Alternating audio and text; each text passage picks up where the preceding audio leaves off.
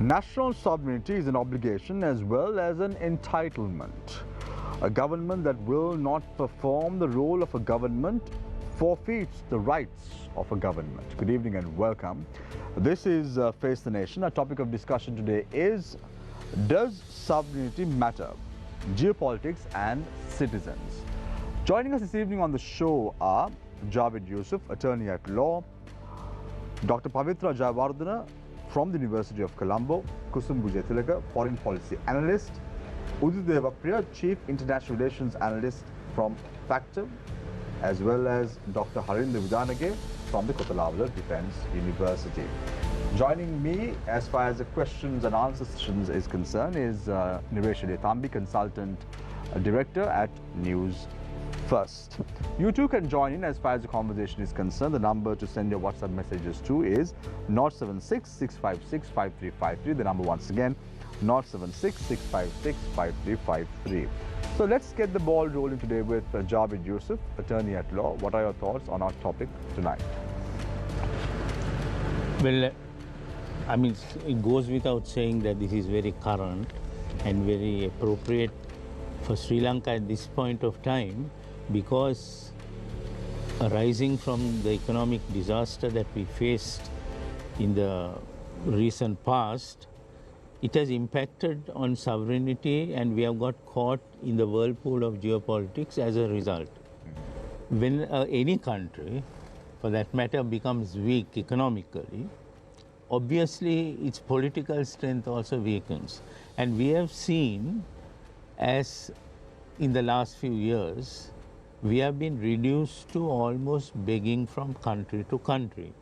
Now, when it comes to sovereignty, there are two aspects of sovereignty. There is national sovereignty. There is also sovereignty of the people. The very essence of democracy is that the people are sovereign, and everything that the constitution, as very much as in Sri Lanka, is intended to reflect and take the citizenry forward. So that's the sovereignty vis-a-vis the people. But when you look at national sovereignty and geopolitics, international relations, I think it is useful to remember a few things about what international foreign policy of any government or any country requires. One is, of course, you have the profile of the country internationally. We can deal with that in detail. Then is also the country.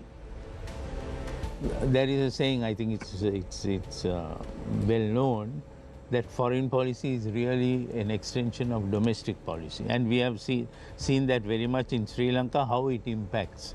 And of course, thirdly, the other role that a country or a government in its foreign policy implementation has to do is to look after the interests of its citizens, both locally and abroad.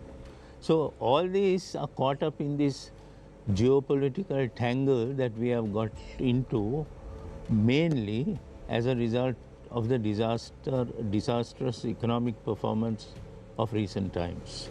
Javed, you said that the citizens' rights should be at the center stage when it comes to sovereignty. But we see most of the countries right now are interfering in affairs in Sri Lanka. We see this happening quite well in the recent past. Why is that? Well, the reason is, as I mentioned at the start, we are now economically very weak as a country, the economy. So as a result, we need to stretch our hands and make interactions with other countries in order to get a better deal to build ourselves economically. Why I'm posing this question to you is, Javed, now, a visit by a political party in India those days was not deemed as news. Well, look at what's happening right now. The visit that was undertaken by the NPP to India recently has taken center stage. It's on the headlines everywhere. Why is that? Well, I think to me the reading of that is that India has recognized that the JVP or the NPP is a serious contender for victory at the next election. Whether that popularity that is seen around will translate into votes is another matter. But the fact that India has recognized that, and India is very conscious of what is happening in Sri Lanka for obvious reasons, so that is a kind of a recognition. We saw this happening in 2015, prior to the 2015 Yahapalne government coming into play. I still recollect a few months after Mahinda Rajapaksa addressing his men and women in his electorate said that the RAW had predicted that Maithripala Sirisena is going to emerge victorious. So there seems to be a very close comparison when it comes to neighboring countries, and Sri Lanka being sandwiched in the midst of all this. Well, I don't know about RAW predicting victory in 2015. The countries which are interested in Sri Lanka, we have their ways of getting information. Sometimes the information is valid, not so valid, so on. But they have come to a conclusion that JVP is a potential winner. Not that they think that they are definitely going to win. But I think the reason that they got this exaggerated publicity, in my view, is I think a lot of media sections as well as opponents of the JVP have been somewhat hard on them, unfairly hard. Because if you look at every political party in the country, they have a bad record at some point or the other. So the mere fact that the JVP was recognized by India, I think may have upset various people, and they started harking back to the 80s. I'd love to talk about this subject, but today the topic is not this. So henceforth, we'll leave it at that as far as that is concerned. But I want to move towards Dr. Pavitra Jayawardena from the University of Colombo. So, Dr. Pavitra, give us some context. Javed spoke about national sovereignty and the people's sovereignty. What does it really mean for the people of Sri Lanka? Yeah, I was quite interested in the topic that you have picked up for today, why our sovereignty matters, geopolitics and citizen, because, you know, citizen, although when you look at the modern nation state, the state representatives are legitimized through the citizens, voters, and that's how a democratic structure would work. But when you really look at the discourses on geopolitics, which is still very you know, security driven and state driven, we hardly talk about citizens. You know, we seem to be taking it for granted that, you know, geopolitical decisions, geostrategic decisions, security decisions, in terms of, you know, our relations with the foreign counterparts, are being decided by rational actors who are in the, you know, the top tier for citizens, without really giving it a serious attention whether that's true. So in the geopolitics field, there is this emerging subfield called critical geopolitics, so feminist geopolitics, which actually talks about the bottom, which means these ordinary citizens. You know how important it is to take the citizens' interest into account when a state makes geopolitical decisions. So in that sense, for me, I mean, I would think of sovereignty in very simple terms as the ability of a state to have the self-determination, you know, to make independent choices. So, so the state there, I would think both, I mean, it's people, and state actors are citizens' representatives. So for me, it's basically, you know, as we spoke earlier, citizens are in the center, but on the other hand, they are taken for granted too. So I mean, in the initial round, I would really like to highlight the fact that when we talk about sovereignty, historically we have looked at it from a security point of view, and that security is mainly, you know, military. When you look at the history, it's about invasions, it's about, you know, foreign occupations, all that. But we are living in a world where, you know, security is more complicated than, you know, military security. You know, you have economic aspects in it. You have technological aspect. We are living in a digitalized world. So are we really independent in terms of, you know, digital occupations that in our everyday lives our choices are being affected. We might only see visibly it's if one country would invade us, that is what is visible. But there's also an invisible forces, a range of forces that affect our sovereignty, and is something worth to think about. Right. Pavitra, you spoke about making independent choices and how important it is to make independent choices when we speak about sovereignty. But as a nation, as a country, does Sri Lanka have the privilege of making those independent choices when it comes to mainly economic matters? Economic matters. I think no country has that independence in that sense. But see, for me, the essence of the human nature is independence. How are we free to pursue our liberty, freedom, and all that? And we all know that there are limitations. And even asking a philosophical question like, is there something called independence, or isn't it that everything is constructed? Even the choices that we might think that they are very personal and that's my personal choice, probably they might have been constructed by various other social, political, religious, historical forces. So I think when we say shouldn't take the literal meaning of independence, in that sense no one is independent, but it is how much we are conscious about. Because if you look at matters, let's take a look at history, because I remember sovereignty used to be a buzzword in 2006 to 2009, the pre-era as far as the war was concerned in the country. We were talking about how sovereign we should be, that no state has to interfere in Sri Lanka's affairs, we have to be able to take our own decisions. But let's take globally. Let's take the Gaza conflict that took place a few months ago. Let's talk about the Syrian conflict. Let's talk about the conflict in Libya.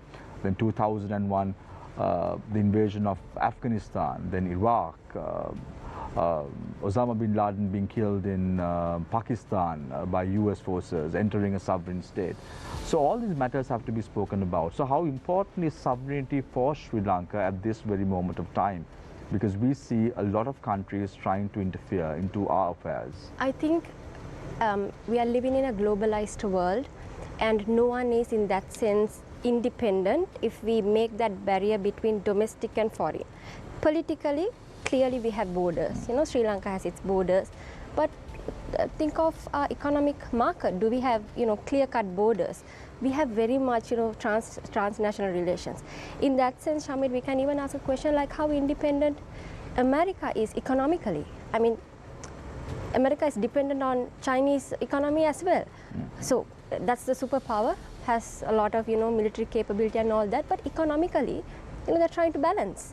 So it's undoubtful that every country should have the sovereign ability, but I think the discussion is very much still centered on the so in a globalized elements. world, you are trying to say the word sovereignty should be thrown out of the window.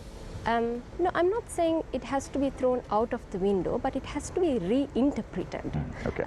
Why? Because probably earlier it would have been, all political, economic, social aspects were intertwined. So politics took precedence, and if you have political relationships, economic relationships come secondary, whereas now it's not like that. So I think sovereignty has to be reinterpreted in a practical terms. Right. Thank you very much, Dr. Pavitra Javadar from the University of Colombo. I now move my attention towards Kusum Bujatilaka, foreign policy analyst. Kusum, very quickly before we move on to our topic tonight, I want to ask a question on what Javed spoke about. Okay. Potential winner in the next election would be the JVP. That is what India is thinking. Do you want to comment on that, or you want? No, I'm happy to comment on that, Yeah. Shamir. Thanks for having me once again on Face the Nation. I think if you look at history, even the recent history, the last 20 years, let's say in this 21st century, if there's ever been economic collapse, economic strife, what generally happens, and even throughout, beyond the 21st century, in the political sphere in any country with a collapse, the electorate tends to move to the left. Generally speaking, it's a party with some sort of left formation, and generally on the spectrum, the furthest left formation gets the most votes post an economic collapse. There have been instances, Hungary, Italy with Meloni, Hungary with Orban, where it's gone to the right. But generally speaking, you see a leftward trend. Now, in Sri Lanka, the most leftward mainstream party is the JVP NPP, right? So I would suggest that if there was ever a moment in Sri Lanka's political history where a Marxist-Leninist party such as the JVP has the opportunity to win a majority, this should be it. I'm saying this is their best opportunity. If they don't do it this time, there won't be a set of circumstances that are this conducive to a potential win for the JVP NPP, given the economic collapse. You're saying JVP and the NPP could be a potential winner at the next presidential election? I'm saying all the evidence that we have right now suggests that they're a very strong player in the upcoming election. And I think rightfully so. I think then what happens to the other political parties around them? I think the polling suggests that the SJP's support has been around about the same amount it was, which wasn't enough to win a majority, let's keep in mind. We've seen the UNP oscillate in the very early stages of the Vikram Singh Rajapaksa government. It kind of went up a little bit and then it's come down when the IMF tranche gets a little late. Then when the funds come in, his approval goes up again. So I think we're still a little further away from judging by the polls. So getting back into the topic and trying to draw a parallel to what I asked you before, Sri Lanka being sandwiched in this geopolitical trauma, I would say. We are right now sandwiched in between China, we have India, we have the West, we have some other states who are very much interested in Sri Lanka's political affairs because of economic reasons. How do you view the visit made by NPP to India and India's high-level profile meetings that took place in that state when it came to the political party in question? Because in 88, 89, the JP was against the Indian policies, and that is why the insurrection took place in 88 and 89. But now they seem to have completely changed. I don't agree that they've completely changed. In fact, if you notice, there was no conversation about the 13th Amendment when Jai Shankar, the Foreign Secretary, or the Foreign Minister of India, met with AKD. There was no conversation about that. I don't think post we don't know. We don't know. We don't know. But they certainly didn't release any statement. You would think one of the main sticking points in a meeting between the member of the JVP and a member of the Indian government should be devolution of power in the 13th Amendment, something that the JVP even recently has said they are not for the 13th Amendment. And that, I think, is a good way for me to also just kind of talk about, you mentioned sovereignty, right? It was a buzzword previously. I want to suggest to your audience that this is still, sovereignty, the issue is still a prime move in Sri Lankan politics. I know that this election, more than any other, will be mainly about the economy, but I just want to give people this understanding that I think if you're watching this program, it's an English program. If you're watching it at home on Newsfirst, you might be from a certain socioeconomic background, and certainly the economy will be your number one issue that you probably think should dominate the election. But if you look at Sri Lanka's politics over the last 20 years, sovereignty has played a big part in this. And I think if you extend the word sovereignty a little bit, you can go into other words like nationalism, like control, like having agency in your own affairs. So I think when you take these concepts together and you see the steady deterioration of Sri Lanka's governance, and you see the nationalism, the ultra-nationalism that came up from the 2019 election, I think you can see that the Sri Lankan polity and the electorate are always ready to move on this issue of sovereignty. And I think it comes down to, I just want to remind the audience of a comment made by President Barack Obama when he was a candidate in 2018.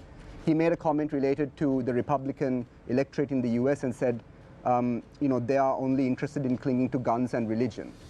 So I think what he's trying to say is that when you forego some kind of understanding of the material benefits of policy, you then get stuck into social issues.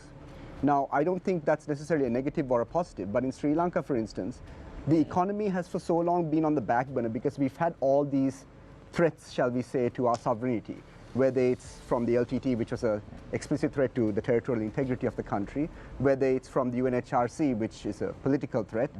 This is all about control. It's about... So how close are the words nationalism and sovereignty? Well, in Sri Lanka's case, Shami, the problem I see is that Sri Lanka is still a relatively young nation that's had so many external pressures that we haven't really been able to build an inclusive sort of an inclusive idea of what Sri Lankan nationalism is. Our nationalism is always painted by the single Buddhist ultra-nationalist extremism, or there is this push for a very liberal idea of what Sri Lanka should be, that it's multicultural, that it shouldn't be considered Sinhala Buddhist. So I think the Sri Lankan electorate lies somewhere in the middle, where the two parties have always been If you look at it, in 2019, after the Easter bomb attacks took place, the government that was elected subsequently, the Gotabaya Rajapaksa government, was elected on the card of the nationalistic rhetoric.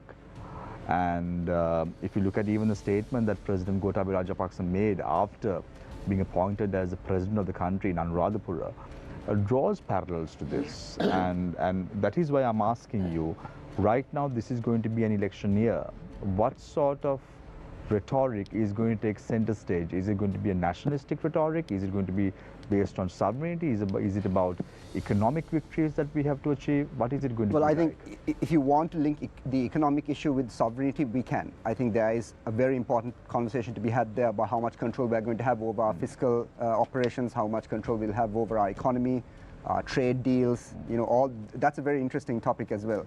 But I think I would never discount straight pure sovereignty as being, if it's not number one, it'll always be number two in Sri Lanka, because the majority of Sri Lanka is 85% or 80% rural, right? Most people in Sri Lanka are not going to see a big difference in their lifetimes, nor maybe in their children's lifetime, because that's how far back some parts of Sri Lanka have fallen, right? So when you have nothing else, you cling to guns and religion. And in Sri Lanka, guns and religion means I need to make sure that my culture is represented, that I feel that I am part of a homogeneous Sinhala Buddhist society. And that feeling, I think a lot of opposition parties have always failed to really address. And I hope that in this election, some of the opposition parties do address it. Thank you very much, Kusum Vijayatilaka. Foreign policy analyst, nice to hear you admit that the NPP is taking some traction as far as elections are concerned. Kusum, coming from the SJB, so I now move my attention towards Udit Devapriya, Chief International Relations Analyst from Factum. Udita, what is sovereignty and why is it important for a country like Sri Lanka? We've had a very, very rich history, and why is it important in today's day and age?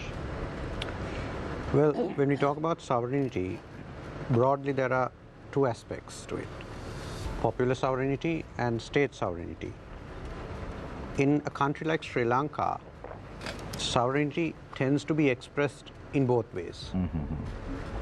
Sri Lanka, like you said, has a long history, and that long history has been entwined in, and even I would say has been entwined in a series of foreign occupations. When you open a history textbook, what we see are episodes from Sri Lanka's history where the country was colonized by this power or that power. Even before the European colonies, even before the European colonial powers came into scene. So that entire matrix of foreign occupations has very much had an impact on our understanding of sovereignty. One could call it a result of historical trauma, one could call it, one could say that we have defined ourselves in terms of the colonial powers, in terms of the foreign occupations that we have gone through. So from that historical backdrop, what we can say is that sovereignty today in Sri Lanka is understood in pretty much the same terms as it was 30, 40 years ago. What I mean by that is, as Pavitra pointed out very clearly, it's the political aspect. Territorial integrity, freedom from external occupation, external intervention. It's that sort of sovereignty that we tend to talk about in Sri Lanka. Why I'm asking you this question, because you spoke about political interference, political involvement. When you speak about territorial integrity, we see a very strong man of the government, a strong cabinet minister, recently in India went on to say that Sri Lanka is like part of India. We are giving 3 airports to them. This was a very famous statement that was trending on social media as well. And then you tend to wonder what's really happening to Sri Lanka? Are we talking about these little things about territorial integrity anymore? Are we talking about sovereignty anymore? Aren't we all glad? I still recollect when the economic collapse took place, most of the people were saying we should have been a part of Britain. There'll be any time soon that India would take over Sri Lanka. What are your thoughts on So this? I'm not too sure whether, when they said that, whether they were meaning that they would prefer Britain taking over Sri Lanka to India taking over Sri Lanka. I'm not too sure about what they actually So meant by it. these were what were trending at Yes, that time on yes. social media. So, I mean, those memes are still there on Facebook. Basically, we would have done better if we were under the British.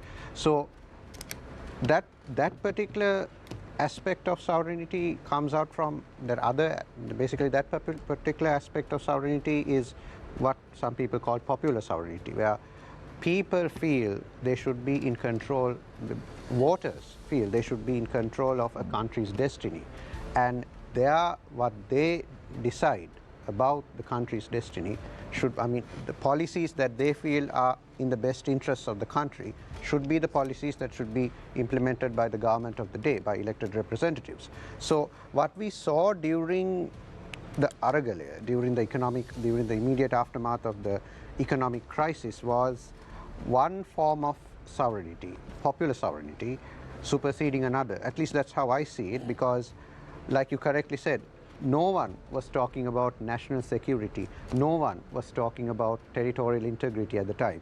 Everyone was concerned about gas queues, fuel queues, miles-long queues for petrol and diesel.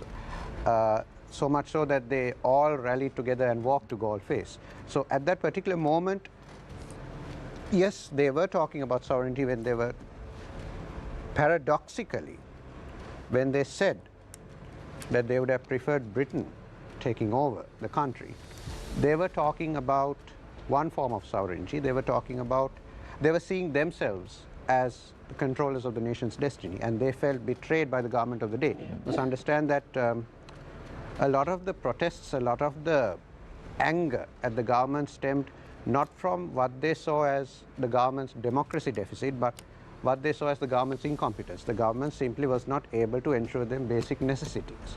It's not because they were, well, at least a vast majority of them were not concerned about basic legal issues, constitutional issues concerning the government. They were more concerned about getting their next meal.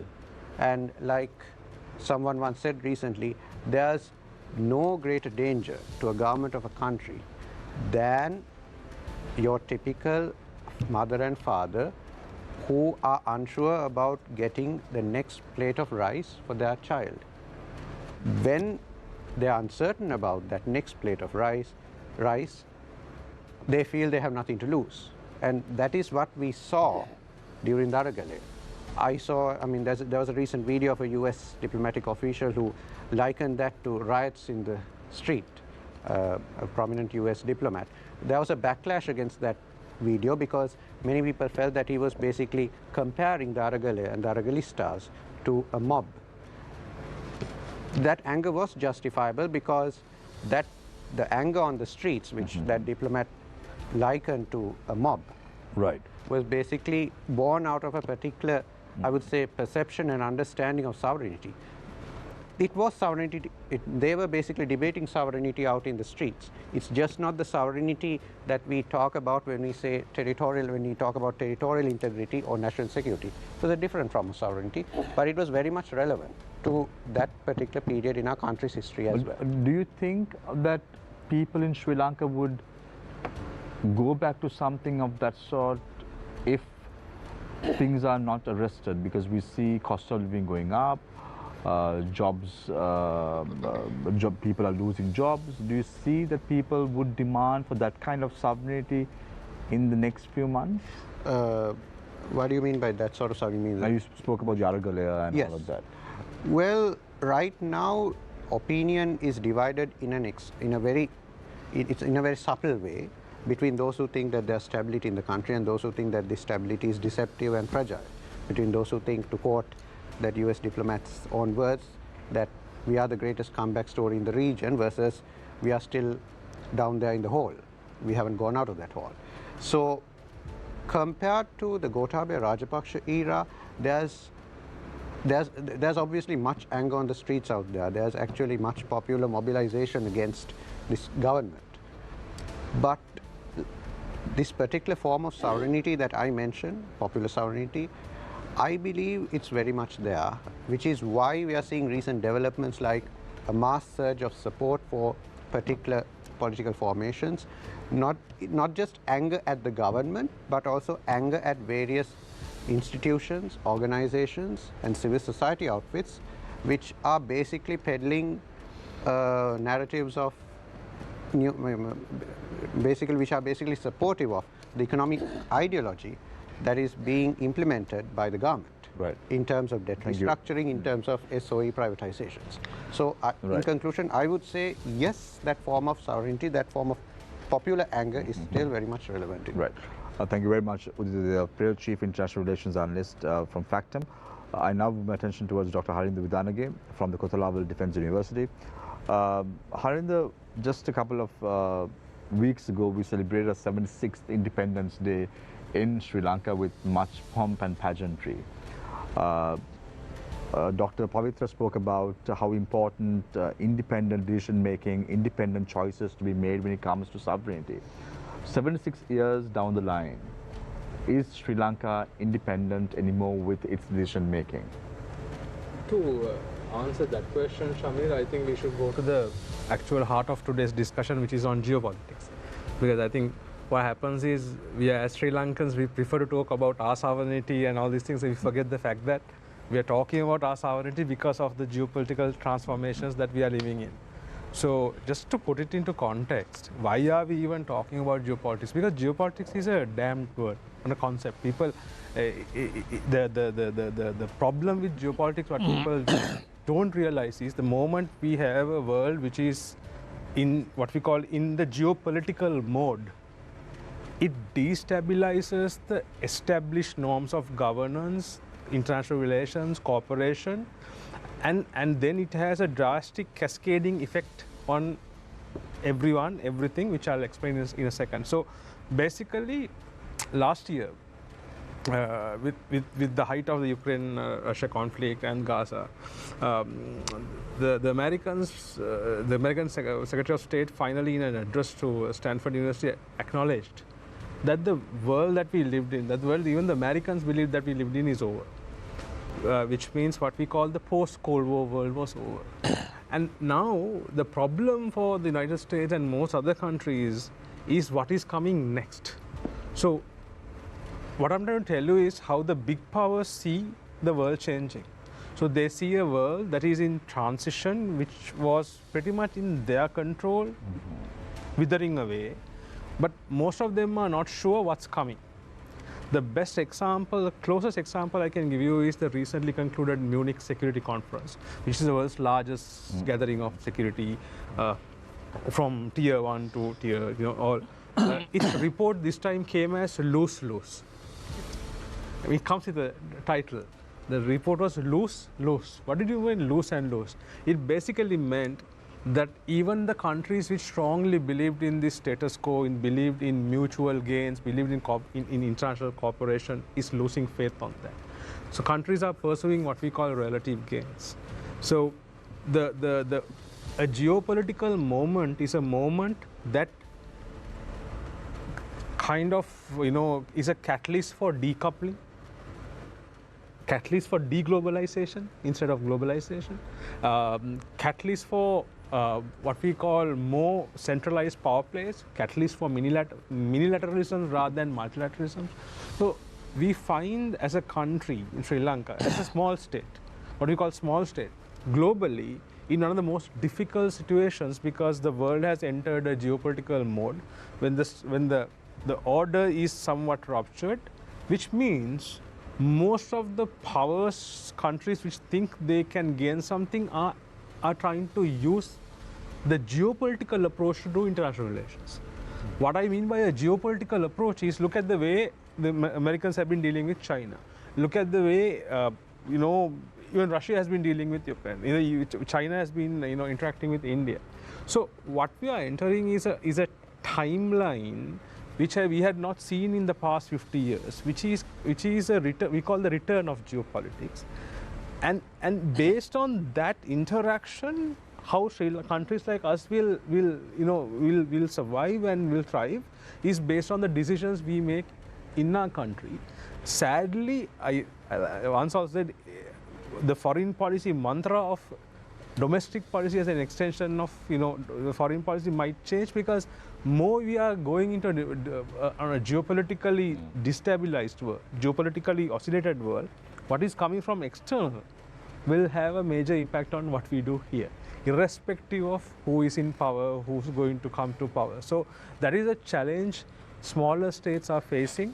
So because what we are, it's not geopolitics, it's what we call geo-everything.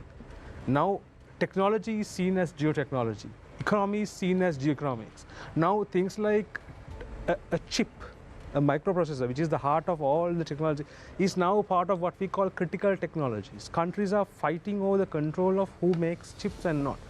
Countries are cutting supply chains, right? The countries are bringing in laws that dismantles the logistic, the routes, the connectivity that has been there. So for a country like Sri Lanka, which is in not the best economic situation, which is not in the best politically stable situation, which is neighboring probably the fastest growing economy on earth, which is India, which probably will stay at 6% next year, which is sitting on $600 billion of reserves, which has significant regional and global ambitions.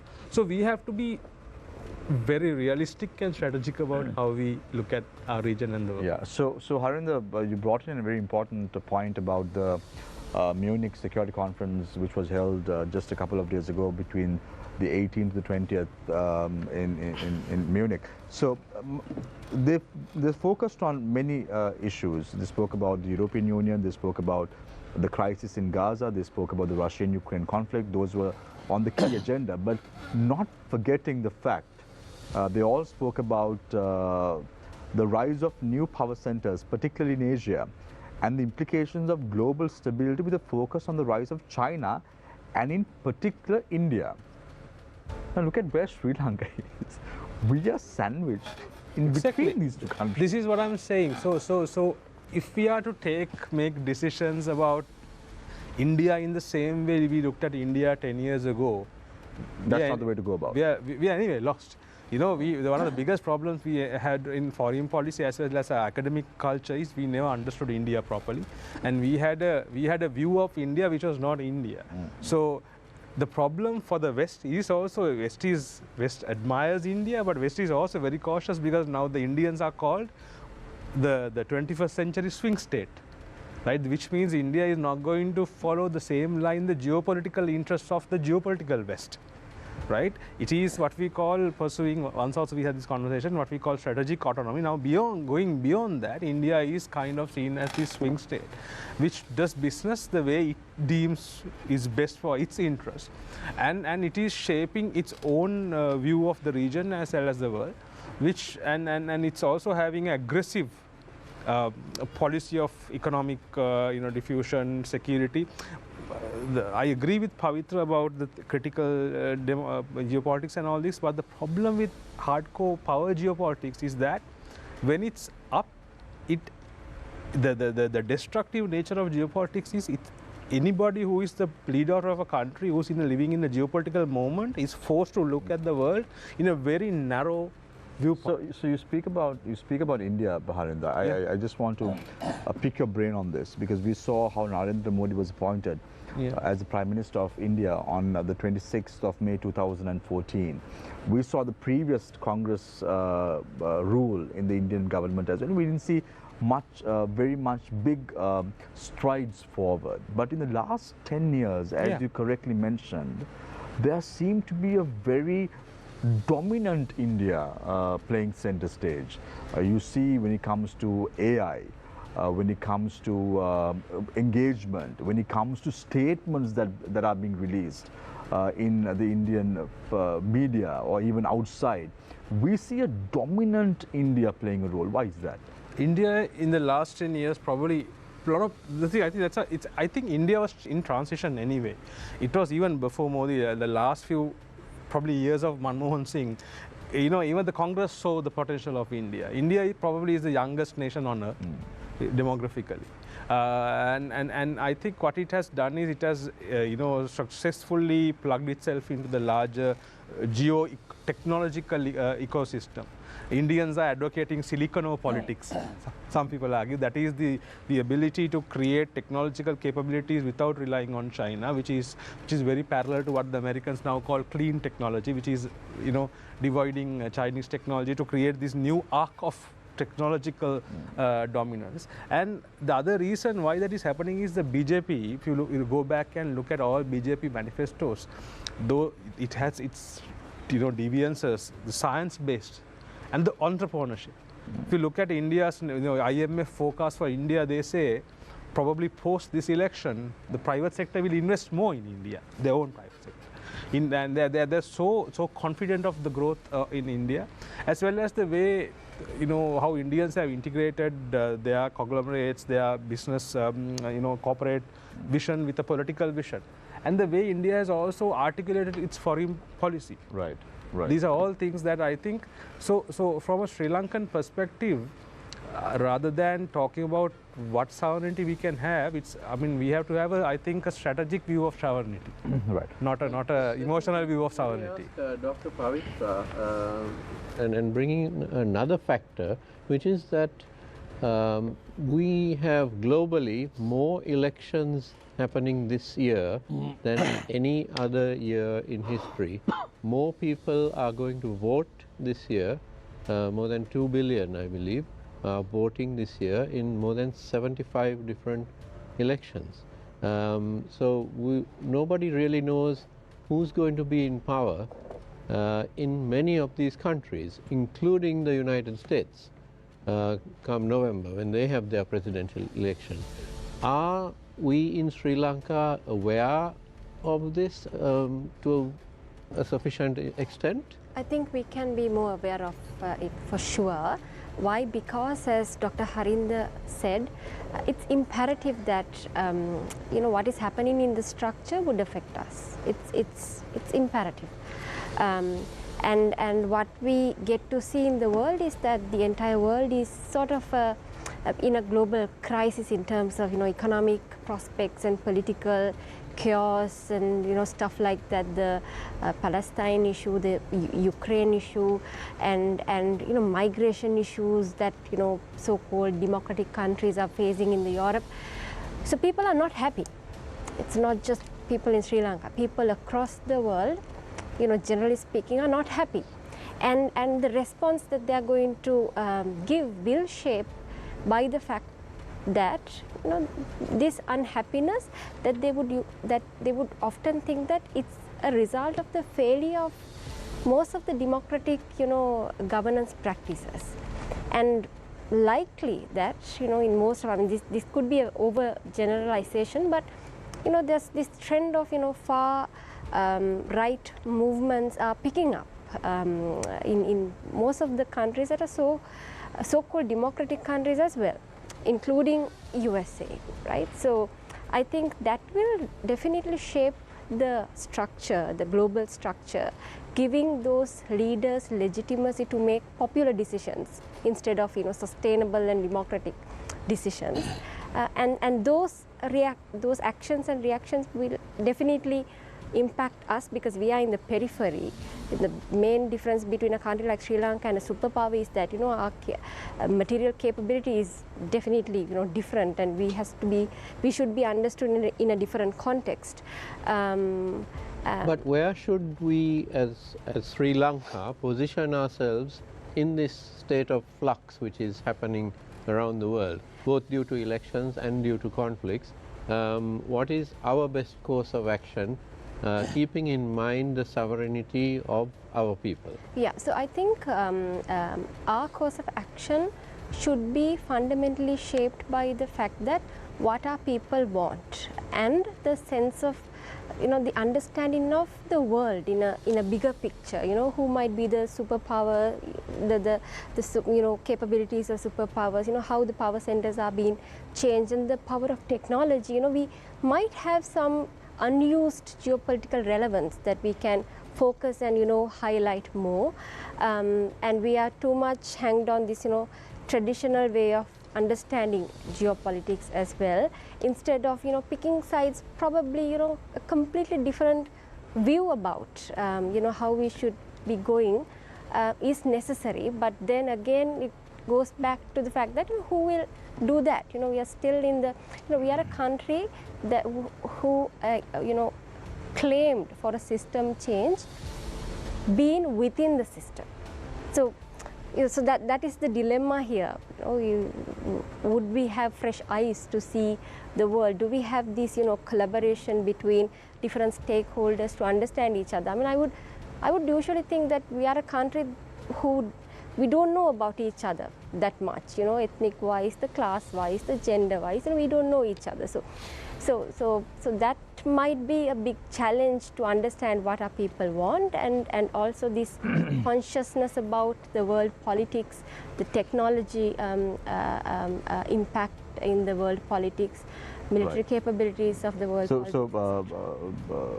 Niresh, to be very precise, there are 64 elections this year, and 49% of the population in the world will be going for elections in 2024, which is a very, very crucial year anywhere globally. Does 64 include our election?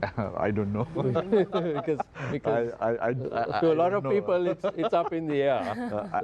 I wish it's included, and I hope and pray it's included as well. I want to get back to Harinder. Harinder, you spoke about India, and I just want to go back several decades. Let's go back to 1955, where the non-aligned movement was formed by India and Yugoslavia as one of the principal countries. And then if you look at Egypt, also played a key role.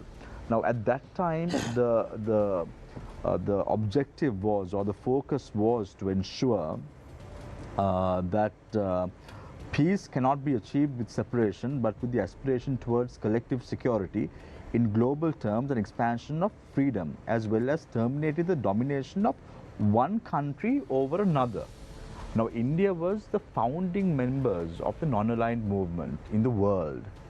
But today, that policy seems to have slipped away. Now, when it comes to a country like Sri Lanka, we are being told, or forcefully told, to pick a side, whether it's India or whether it's going to be China. Why is that? Is that fair? Now, can we as a country pick a side? And now we are in somewhat of a dilemma, aren't we? And also, is NAM, the non-aligned movement, relevant anymore? Non-aligned movement in its non-aligned 1.0 is not. The idea of non-alignment is very relevant because it has kept most even India, though I mean, India is still sticking to that value system. Non-alignment was about opposing.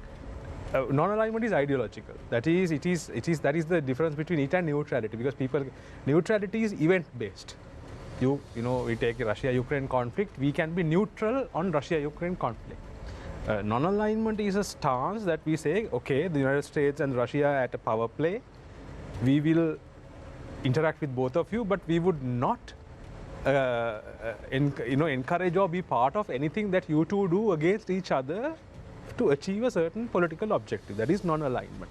So non-alignment as a movement served the newly independent countries in the 1950s, which were not as not in this this 50 years on, they have matured. Some countries have fallen out, some countries have weakened, most countries have matured. I mean, of course, though we have our criticisms, globally, I think if you look at the world, countries have progressed. If you look back at poverty figures 10 years back and poverty figures now, there is a drastic drop, right? So the world has progressed. The world has the countries have looked at you can look at East Asia, look at from Vietnam to so countries have progressed. So this idea about non-alignment that's what I'm saying. It is a more sustained ideological view about how you address dominant geopolitical power rivalries. It was the way for many countries to navigate power rivalries. But the problem with geopolitics is geopolitics you know, if you look at 50 years ago, it was the US Soviet kind of competition for a world which was ideologically to be shaped in the worldview of these two countries. But geopolitics is not about that ideological shaping. Geopolitical is more short-term gains about who grabs power in any means necessary. That is why you see, for example, our region, Indian Ocean, becoming one of the most militarized ocean systems in the world. Because, so in that kind of a situation, how Sri Lanka is going to survive may need, we still need the fundamentals of non-alignment. But I think, but can we pick a side? No, that is the thing. I mean, this is the most unpopular thing. You know, people, probably, you know, I'm a strategist. So from a strategic perspective, in 5 years' time, not today, we might be able, we might be forced to pick a side. Because we saw this between 2009 we might be. to 2015 when the Mahinda Rajapaksa administration was in power. It was very clear we were picking sides. No, but I think since 2015, that has changed. It has changed, but that external condition and the external condition that is going to come are totally different. Right. So I'm getting a lot of questions from our viewers today on this subject. So I just want to quickly move to Kusum. Kusum, now interestingly, on the 9th of January this year, President Ranil Wickremesinghe decided to send a ship to fight Houthi rebels in the Red Sea. Just a couple of days after, Niresh, I see President Ranil Wickremesinghe agreeing to fund the United Nations of $1 billion for the children in Gaza. So now I'm trying to figure out what is the policy of the Ranil Wickremesinghe administration.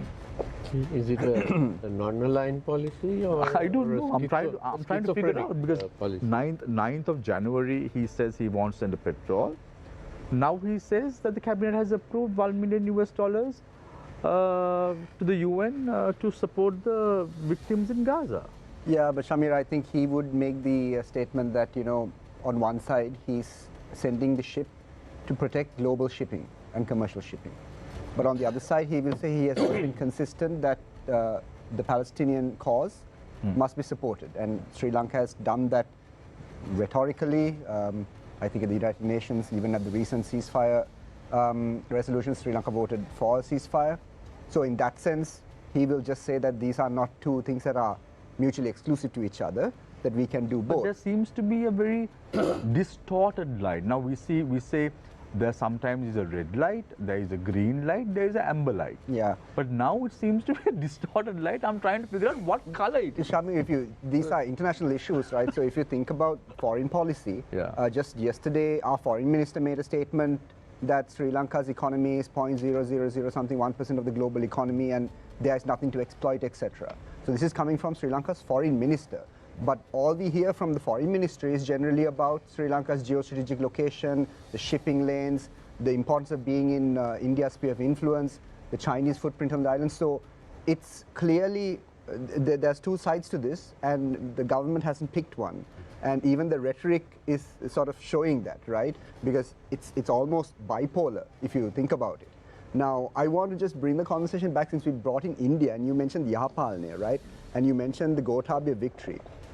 Before the Gotabaya victory, it was the local government elections in 2018 that government won.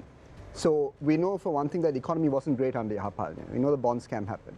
But another thing happened before that 2018 election, and that was Sri Lanka's co-sponsorship of the UN HRC resolution. I think it was resolution 215, it may have been. And this resolution explicitly called for foreign judges as part of Sri Lanka's accountability process. Now, getting back to this point I made about sovereignty and control, this was something that I looked at that time as well, because this co-sponsoring was a very controversial thing. Because 2016. So leading up to that, we have always been about, we have made a commitment, we will honor that commitment. Now, it's true that several governments didn't stick to a single commitment when it came to LLRC and the Paranagama commissions, etc. But the fact of the matter is to go from that to co-sponsoring a resolution, understanding that the resolution says foreign judges in a localized tribunal or justice operation, that's clearly a problem when it comes to sovereignty. That's clearly an intervention in a local But that system. changed in 2019 when the Gotabaya Rajapaksa administration came to power. They Yes. said that they won't go ahead, co-sponsor the resolution, and they made themselves very clear because Sri Lanka, predominantly Kusum, has not had a bipartisan policy when it comes to our foreign policy. Right. We've seen foreign policies changing overnight when new governments come into play. Right. So my point with the 30th Amendment is, I've always seen the 30th Amendment as something of an Indian export to Sri Lanka. And I've seen that No, it's but a very yeah. easy, it's a very Let- let- easy yeah, thing for just- the ultra-nationalists to jump on and say that, 30th, and now let's take a look at the new ITEC leaders' comments on federalism. In fact, even at the start of this government, I think it was Gajendra Kumar, the Member of Parliament, the Honourable Gajendra, who spoke about going beyond the 30th Amendment and onto federalism. Now, if this is the rhetoric from the mainstream Tamil parties in Sri Lanka, you can quite clearly see that the ultra-nationalist movement has an opening here. Yeah, but Right. the point is, Kusum.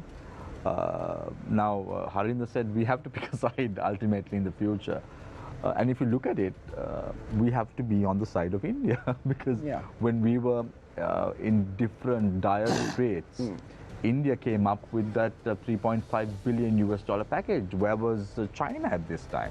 I agree, Shamir, but we I were, think we were in limbo, and this Jayashankar also, the Minister of External Affairs in India, said our package is much bigger than the IMF package. IMF can- is only agreeing for $2 billion. I'll just push back a and bit we on, paid him $3.5 billion. I'll push back a bit on Mr. Jaishankar. I think a lot of there's no question, right? Sri Lanka is afloat because of India. There's Yeah. no question about that because of as soon as the crisis happened. But let's remember that of that $3 or $4 billion that Mr. Jaishankar is alluding to, some of that was an Indian credit line, right? So we are getting credit from India to buy goods from India. And let's face it, complete government, societal, economic failure in Sri Lanka on the southern tip of India is not good for India either, right? There is also a large ethnic minority in Sri Lanka that have co-ethnics in South India. So that's also something to worry about. So I think from that sense, it makes sense. India has to support Sri Lanka. When it comes to picking a side. But there is nothing saying India has to support Sri Lanka there. But I think when it comes to 30th Amendment, Shamir, what's important is that India believes that the Tamil people in Sri Lanka have the right to self-determination. I think most of us around this table probably agree with the 30th same amendment, thing. But 13th Amendment to the Constitution, Kusum, came in after 86, what happened Exactly. in 85, 86. So You I saw suppose- the input of I suppose my happening point is that- because of the fact that the northern peninsula was Yes, so I food, think so India dropped my point food, is that if so we that's the are history, to, right? I think Let's we should not forget that. I think we should look at the 30th Amendment and understand that it's not the only route to devolution. And as long as we keep plugging along with this 30th Amendment, and as Right. long as you have a Tamil majoritarian, the mainstream Tamil parties talking about going beyond the 30th Amendment and onto federalism, I think it leaves an open for the ultranationalist movement, and I think that's where a lot of the liberal parties seem to fail with our election. So Javed, I'm going to take some questions from our viewers because I'm getting a whole heap of questions and then some comments also. So let me take one question for you now.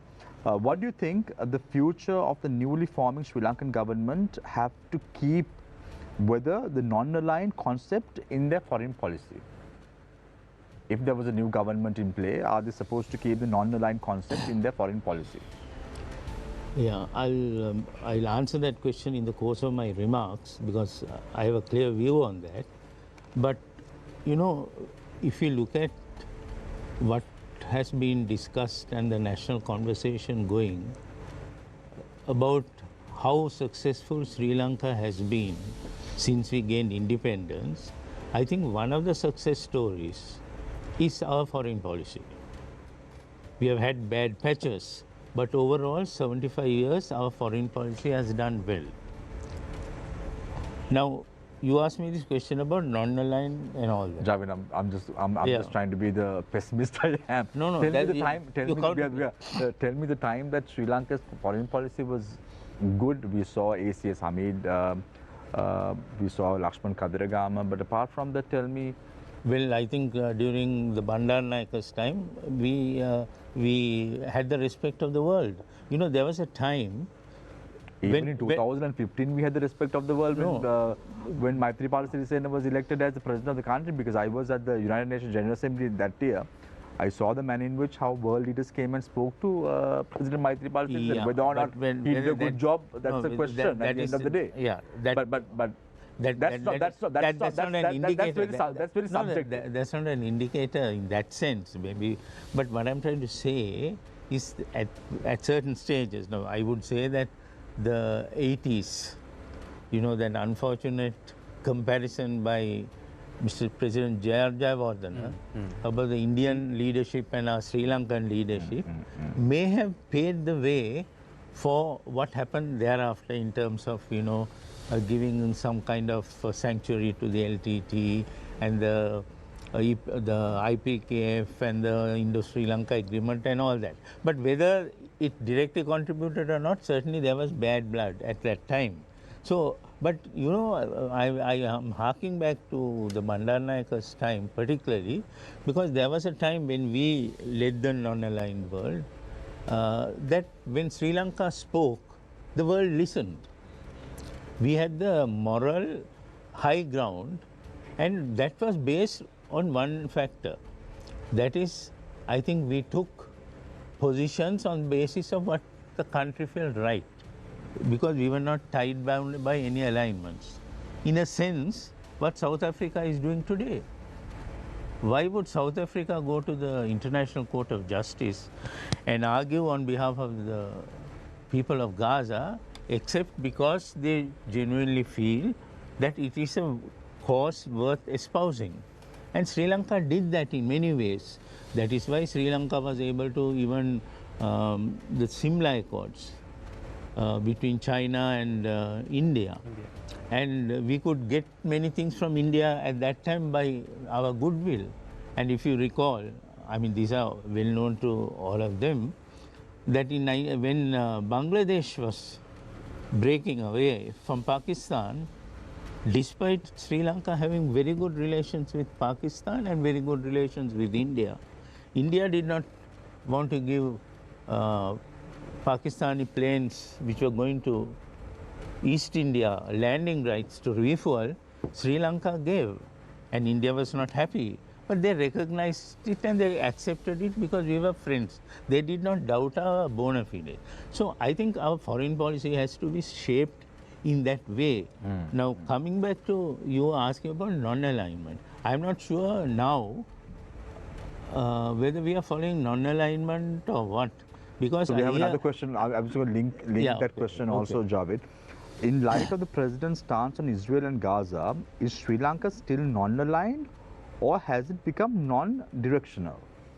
Yeah, so what I'm saying is... You mean like the Titanic? No, I have...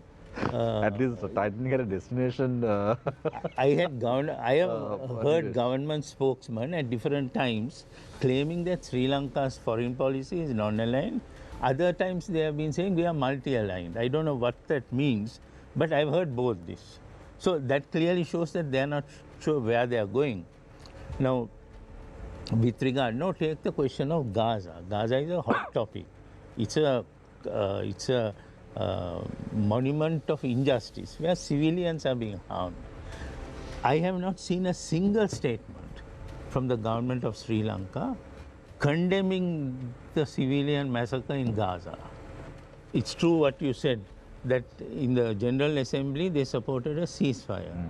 In that herd, definitely they went along saying we want a ceasefire. But they have never ever named Israel, blamed Israel by name for doing this harm. Now, this comes back to the other question, the other aspect of foreign policy, where you have to look after your own citizens. Now, you know, we have a large section of migrant workers, mainly women, about 65% of women, working the Gulf.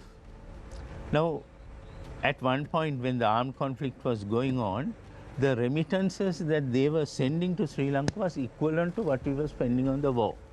So in effect, they were funding the war, despite all their difficulties. Now today, remittances are coming from the Middle East, is one of the, how do you say, money that is helping the country to economically to keep going. Keep ourselves afloat. Afloat. But look at this business of us sending people to work in Israel. We are sending them to the hotspot, where the government of Sri Lanka, forget the government of Sri Lanka, even the Israeli government will not be able to guarantee their safety. And we have a classic case parallelly going on, at least from that we should learn. See what has happened in Myanmar, Right. where our people have been trapped in an area, and the government, of course it's very difficult for the government to get them out, but knowingly, why are we sending these people to work in Israel? So I'm trying to get as quick as. Let me just yeah. ask Dr. Can I ask a question of Udita and come back yes, to you? Because Udita has been silent a little bit for the last few minutes. As per Article 3, the sovereignty is in the people and it's inalienable. The question from our viewer is the people's sovereignty threatened by other countries, or is it from the executive itself? Disregarding Supreme Court directions and Constitutional Council processes in appointment of key personnel. Well, in terms of perceptions, and I think at the end of the day, constitutions and laws have a big say on what sovereignty is and how people look at it, but perceptions matter as well. My answer to that would be external interventions intruding on people's sovereignty is much less important than, or much less significant than internal intrusions on sovereignty. What do I mean by that? Well, let's look at it this way. We are talking about geopolitics, and we are a small state, and as a small state, as a small and relatively fragile state, we are hemmed in by various geopolitical pressures. So this is a two-way process whereby, on the one hand, these geopolitical pressures lead to certain cascading effects on the economic front which impact us very negatively. This happened after the Russia-Ukraine war, this happened in Sri Lanka. So that leads to various pressures on the electoral front whereby Sri Lankans feel that they are occupying a shrinking electoral space. So you have these external factors like the Russia-Ukraine war having a cascading effect on Sri Lanka, and the next thing we know, Sri Lankans feel that they are being constrained on the economic front, on the political front, and they feel that it's the failure of the state that has led to this shrinking space. So they don't necessarily look at it from the point of view of the Russia-Ukraine war impacting their sovereignty in terms of their right to exercise that sovereignty. They feel that it is the powers that be in Sri Lanka which has shrunk that political space. So when they are looking for a scapegoat in the room, when they are blaming and accusing someone of actually shrinking their sovereignty, and basically when they are, how shall I put it, when they are basically undermining their sovereignty, they will always look at the government they elected rather than those external pressures. The external pressures will always have a bearing on sovereignty, but the people of Sri Lanka will always look at the government of the day and the failures of the state as the main reason for those pressures and for the colossal mismanagement. Just as you were talking, there was another question from viewer. Citizen sovereignty in Sri Lanka is highly theoretical. A large portion vote for the candidate giving electoral bribes such as alcohol, fried rice and rupees 1,000. The bath packet and the arak bottle. What about That's okay. the chickens and chicks and all that? Well, that has been part of Sri Lanka's political culture for a long time, because people don't just come in buses to attend rallies for no reason. They are not altruistic. They come there with the expectation of being favored should the party that they elect and help elect to power, they come with the expectation of getting benefits from that particular government or from that particular party. But is that a surrendering of sovereignty to a particular political party? That's a bit of a tricky question. I would say it is, because it's an undermining of sovereignty. We are actually yielding place to the government of the day in the hopes of getting benefits. In the longer term, that has a very detrimental impact on sovereignty, but in the shorter term, that tends to be seen as an entitlement. You support you support a particular party, you help it get to power, and you expect benefits from it in terms of recruitments to the public sector, in terms of recruitments to this particular agency or that particular institution, in terms of getting bribes, in terms of getting favorations on favors from other parts, from other aspects. What they fail to realize is that in the longer term, this does have a detrimental impact on sovereignty, but in the shorter term, it's seen as an entitlement. Whether or not people have come to the realization that this culture should be gotten rid of is, of course, it remains to be seen. Yeah. So, Harinder, if you look at the world, there are 33 ongoing disputes between UN member states and observer states for territory. Sri Lanka could be looked as one of the countries that has been able to successfully defeat the LTTE, who are fighting for territory in the world. But sovereignty at that time was the topic. But don't you think sovereignty now is a very subjective term? That's because I think the way like as an earlier comment about the theoretical aspect, even down to the constitution, we are standing as long as the rules-based order is intact. If the rules-based order crumbles, we come into the street and demanding for sovereignty will make no. That means that of course, the state has a responsibility, but if the system is in a what we call a systemic shock or a collapse, it's hard.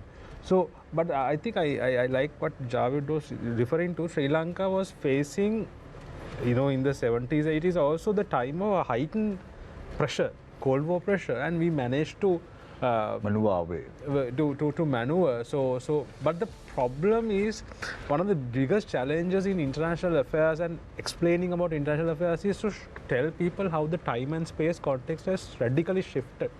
And the India we are talking about is a different India. The China we are talking about is a different China, as well as the way the system is functioning. So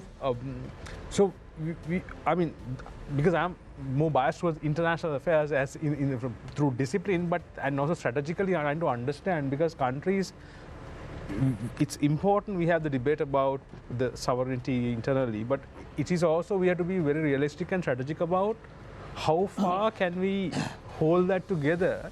And when we see significant transitions happening in the region and the world, one of the mistakes we did was we never read it properly. So we have been trying to address certain regional and global challenges in a very narrowed down version. So it's like the questions we raise about, for example, the visit of the NPP leadership to India, things like that. But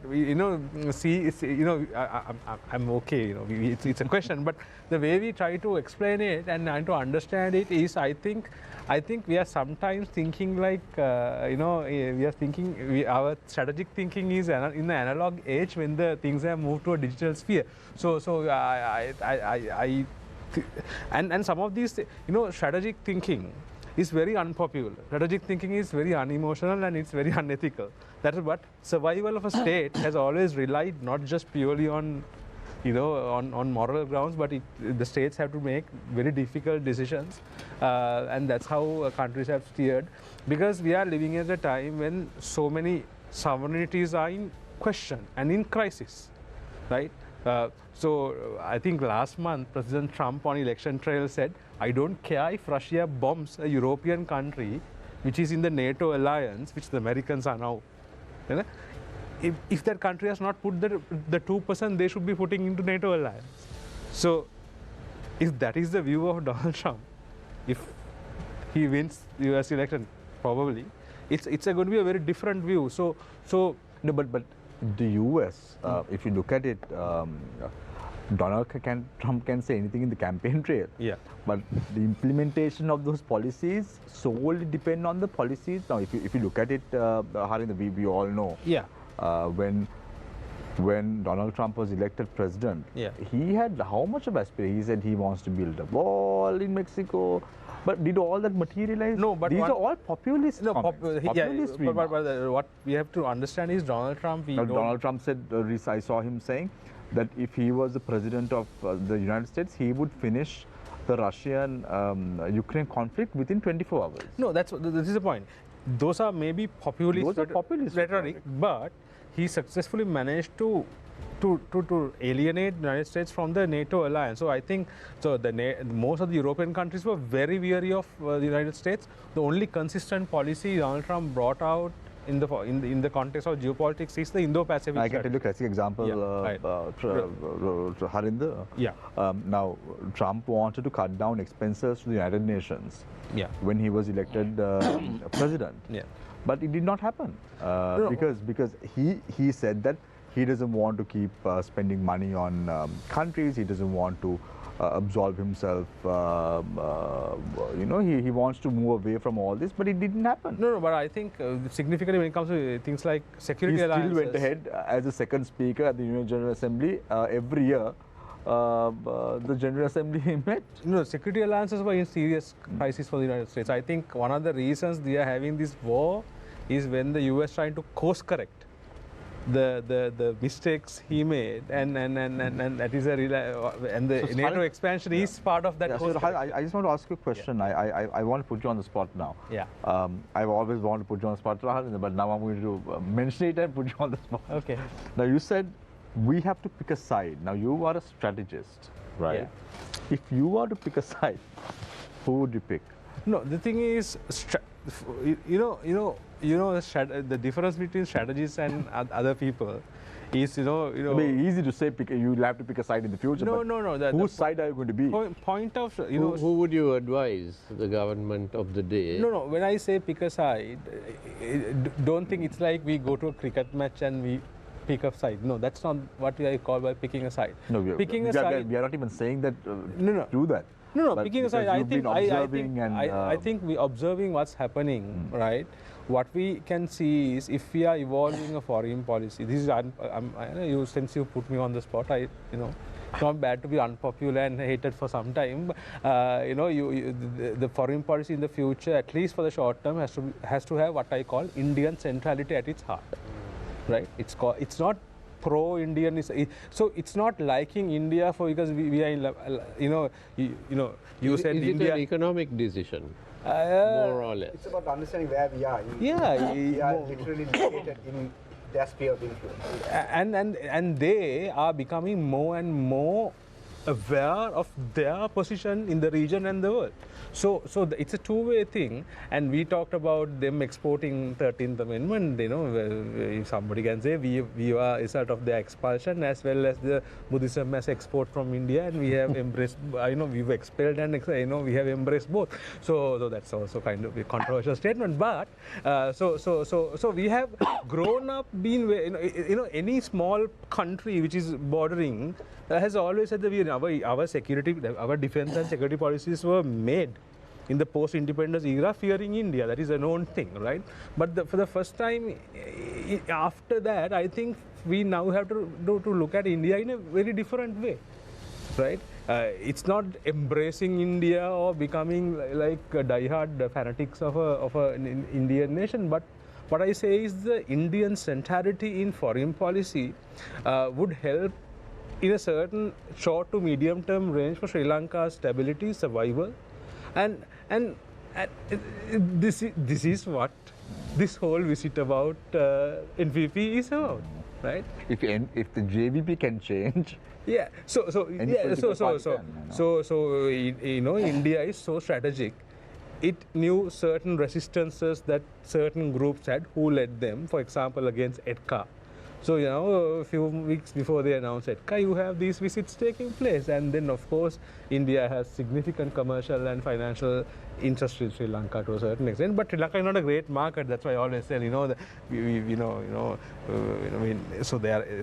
so I think for India, I think in this larger geopolitical equation, Sri Lanka is very important. Dr. Pavitra, given the course of geopolitical events over the last year or so, Is Sri Lanka now more important, especially given our location in the Indian Ocean?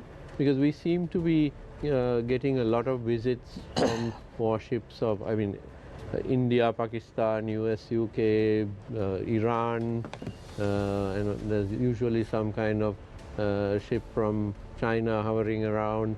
We seem to be getting a lot of attention with this gunboat diplomacy. Is it a global phenomenon that has made us more important?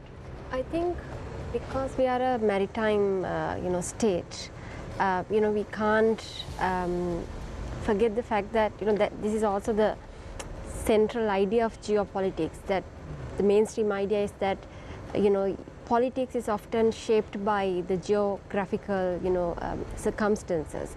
Now, on one hand, with our size, with where we are located, but also the structural changes that are taking place in the, maritime routes, trade and military ships going around us.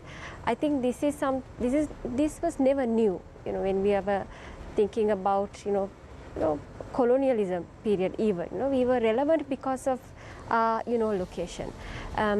So this is not by any means new, and again it's about how we navigate it. We tend to see that our location as our biggest curse, instead of looking at the potentials that our location is actually bringing up. Of course, it's difficult being a small country in the Indian Ocean, close to India but in separation to India. But as Dr. Harinder also said, I would also tend to think that our approach to India is something that we should revisit. For many reasons, I think being, improving our relations with India is less harmful than, other relations with other states. First of all, because it's a democratic country. We have these narratives in Sri Lanka that India is going to sort of invade us, etc., etc. Well, if India actually want to invade us, I think it's a matter of a couple of hours or minutes. We're that close. But what India what has kept India in that position is its democratic character after independence, which I don't think India is want to take a chance of being challenged about. It's a part of its identity. Although with Modi, nationalistic trends are there, etc., etc. But there's a democratic legacy there.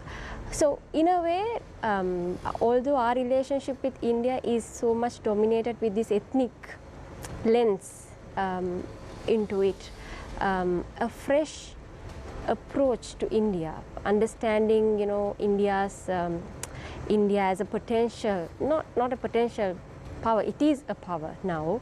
It has a more global orientation now. That might have challenging effect on us, because I think India is, instead of focusing on South Asia, India is now very much looking at the broader picture. I think it's very imperative to use our location, proximity to India, as well as this, looking at India as a booming economy. So you're more now advocating that the ethnic lens should be dropped and a more economic and geopolitical lens should be adopted, perhaps?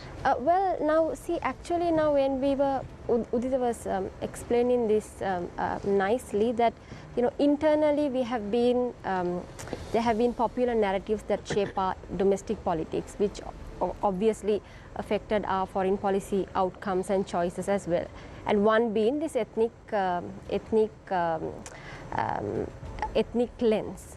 But what we saw during the Aragale period is that people got together for various other reasons, and national security or ethnic issues did not make the topic. I'm not saying that we have 100% peace and we are so reconciled and happy and peaceful, but there's real potential to replace our divisions inside domestically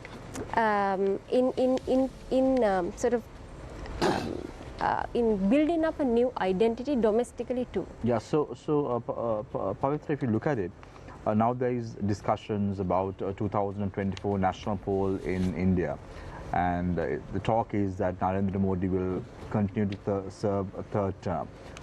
What after Narendra Modi? Because we know that Amit Shah, who's the Minister of Home Affairs, has been earmarked as the successor for Narendra Modi. So let's say Narendra Modi goes from 2024 up to until 2029, and then he contests 2029 and 2034. Then will the direction of India change?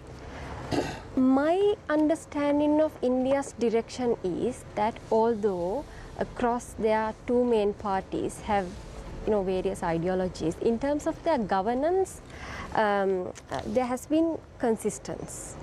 In terms of their economic policies. I was with one of my friends doing some reading on their approach on free trade agreements, which was very interesting to see that across different regimes they had still consistency in terms of their policy. So what but the policy has changed now. 10 years, as Harinder said, the last 10 years we've seen a different India. Yeah. I've definitely seen a different India. That's what I'm going to come to. I've interviewed ministers from the Narendra Modi administration, and I've seen people coming on board after the Modi administration, people like the Minister of External Affairs in particular.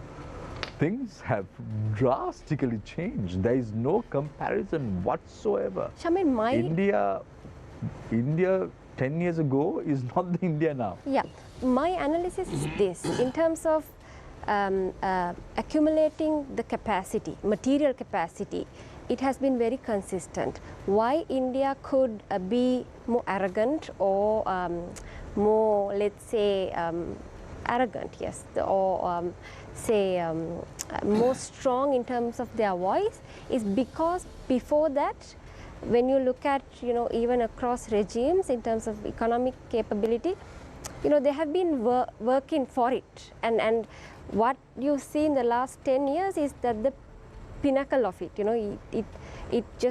they just came into that point where they can go out and talk about it confidently. So Javed, I'm going to ask the same question that I asked Harinder. If you were to pick a side, don't look at me like that, Javed. I love the way that Harinder responded, but you're looking at me as if you're very upset that I asked you that question. From the national interest point of view, we take no sides. And India, which we have been... You sound like Ranil Wickremesinghe. We are discussing... whose side are you on? He's saying, I'm on Sri Lanka's side. Pro Sri Lanka. Yeah. So, what I'm saying is, there is no second word that India has changed, as you said, for the last 10 years. India is growing in economic power, its influence in the world and so on, and we are just by the side of India. So, there are two aspects which I want to emphasize here from, as I said, from the national interest point of view. Because of our very weak economy, the Indian footprint in Sri Lanka is increasing, right?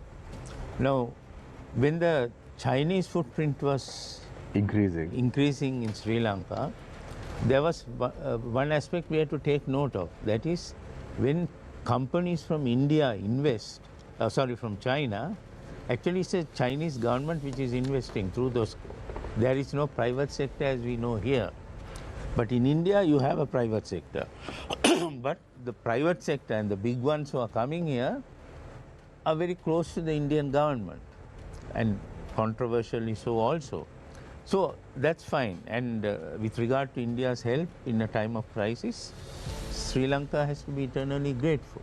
But that does not mean that we have to appease India. But Javed, the point is, it's very well and good to say we can't pick a side.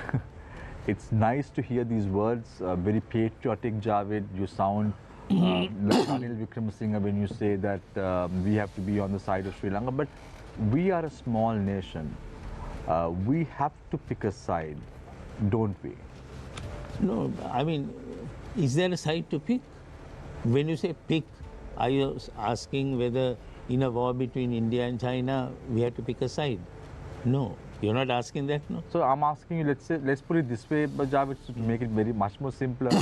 India wants to send a submarine to Sri Lanka, China wants to send a submarine to Sri Lanka. Right. Which submarine will come and dock at the Hamad report? So now you bring me to the... No, I'm making it simple for you, Javed. Now I'm making it very easy for you. Actually, you came to the correct point. That is exactly what I was coming to. That whether one country or the other wants to infiltrate Sri Lanka and extend its area of... No, not infiltrate. I'm not talking about infiltration. Okay. Come and extend their influence in Sri Lanka. It is up to us to have the necessary skills to navigate them, keep the friendship, and say no if it's necessary to say no. But all countries will have to perceive that we are playing fair. We don't have a vested interest in supporting one side or the other.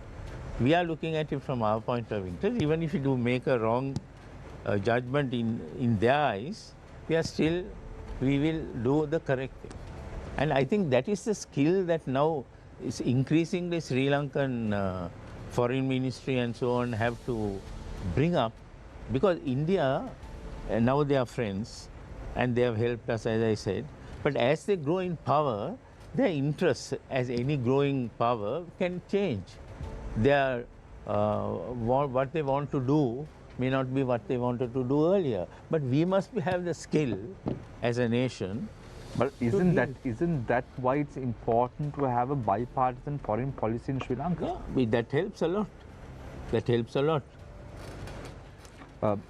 Kusum, I'm not going to ask you which side to pick, Kusum, but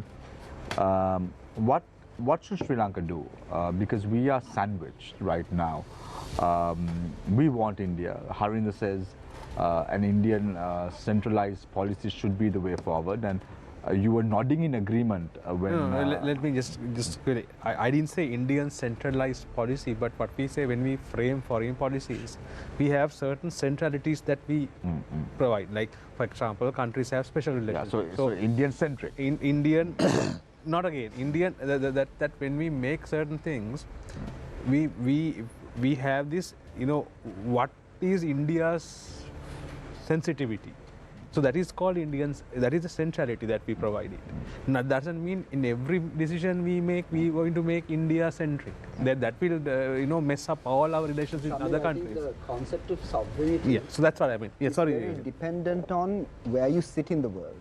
Now, Ukraine is a sovereign state, but Ukraine's decision to join the NATO alliance is very dependent on its very powerful neighbor, and that's what's gotten into this trouble in the first place.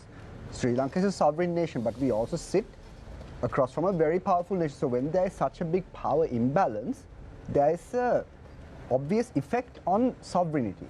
So, and we were talking about India's foreign policy and how it's changed in the last 10 years. Let's think about it the other way. What if India's foreign policy hadn't changed in the last 10 years? What happened between the Mahinda Rajapaksa government part 1 and Mahinda Rajapaksa and the Yahapalne government? We saw a basic tread towards the Chinese orbit. Sri Lanka was essentially looked upon as a Chinese satellite. What was Indian foreign policy doing throughout that 10-year period when China went from virtually a negligible footprint to having a port, control over a man-made island on the western side of Sri Lanka, having all these mega projects, us being dependent on them for our debt restructuring. I mean, if I was an Indian foreign policy analyst in the 2015s, I would have definitely told India, you need to course correct, because you now allowed one of your main rivals who you have a territorial dispute with to come into your sphere of influence and have major footprints on a country where you also have some background in, where you have a history of intervention in. So I think most of us would have looking at this thought, when is India going to wake up to this, right? And maybe in some sense you give the Rajapaksa government some credit. I don't want to use the word credit, but you can see that their strategy was clearly to delay or let's say obfuscate this 13th Amendment issue, bring in China as sort of a bulwark between India to say that, look, now we have a different development partner, we are not only dependent on you, and if you try to push us with the 13th Amendment and devolution of power, then we can always turn to China. And I think India found themselves in a bit of a difficult situation. Now, lo and behold, Sri Lanka's strategy with the Chinese worked a little too well, because we are now sort of stuck in this Chinese orbit. And I think when the Yahapalna government came in, there was, yes, a lot of talk about, shifting the emphasis away from China. But what happened to the Hambantota port under Yahapalna? I mean, there was a 99-year lease given to a Chinese company, right? So in that case, can we really say that there was such a big shift under Yahapalna? Other than the co-sponsorship of the UNHRC resolution. The government Kusum used the Hambantota airport to store rice, paddy. Yes. So I just think that India has, to a certain degree in the last 15 years, made some mistakes, and now it's course corrected, and by some way I think they've got some of the best people in the foreign policy industry working there. And you can see that their assertiveness is now based on a clarity of purpose, where they are no longer trying to shift between one side or the other. They've realized that, I think they've realized a long time ago, but now they're expressing it. They're expressing the fact that they are a massive economy, and they don't want to define themselves based on their alliances. They don't need to be conjoined to one axis or the other. And remember, despite having these long-term relationships with Russia, despite having being now a major defense partner of the United States, it's very comfortable aligning on both sides. So on one side, they have Russian tanks being manufactured in India. On the other side, you also have American, the wings of F-15 fighter jets being manufactured with Tata in India. I think that is commendable, because it's not easy to have those kinds of defense links with two diametrically opposed questions. So let's wrap up. I want to ask the four panelists, what is the way forward for Sri Lanka? Because we're talking about 76 years of independence. We're talking this year to be a very crucial year in terms of elections. We're talking about debt restructuring, which we are still yet to speak about openly, and talk about what is going to be China's role in terms of our debt restructuring process. How is India going to help Sri Lanka in the future, in the next 5 years? So I want to ask the four panelists, what is the way forward for Sri Lanka? Please keep in mind this is going to be an election year. Niresh, let's be optimistic at least. I am. Eternally so. Election. So let's start off with Javed. Javed, what is the way forward for Sri Lanka? What must we do as a nation now? Well, what we do will also depend on what the people want to do. So clearly the people have to make correct decisions. Whatever has gone wrong in the past, the people also are complicit in that, because they made wrong choices. So therefore, I mean, the way forward, I can suggest in my own way of thinking, but whether that is workable, it remains to be seen. First, people have to identify the issues, identify the people and the policy. And here this is important. The policy is critical. And will those policies, if you identify as good for the country, will the people espousing those policies, can we rely on them to change, to implement those policies? And there are a lot of other things to be done, which cannot be done before the election. For instance, which should have been done a long time ago. Crucial, in my view, is the abolition of the executive presidency. I will end by referring to something that came up earlier, where you asked, how does Arakan sovereignty link up? Now, some people who are critical of the Arakan layer say, they created havoc, took the law into their own hands, and chased the elected president out of office. Well, the people had no other choice, because the constitution did not provide a way for their loss of confidence in the leader of the country to be addressed, which you can do under the Westminster system. There can be an orderly change. If the Prime Minister and the Cabinet lose the confidence of the country, the members of parliament move a no confidence We motion saw and move how out. manner in which Winston Churchill came into Yeah, so so you see, so if so these are things which have to be identified, and it is up to the political leaders to identify this, present it to the people, convince them, and convince them that they are going to implement. And we see even this happening in Australia as well, where respective prime ministers change based on the confidence of the parliamentarians at the end of the day. Yeah, because that is critical. No, now we don't. Now see, we are supposed to.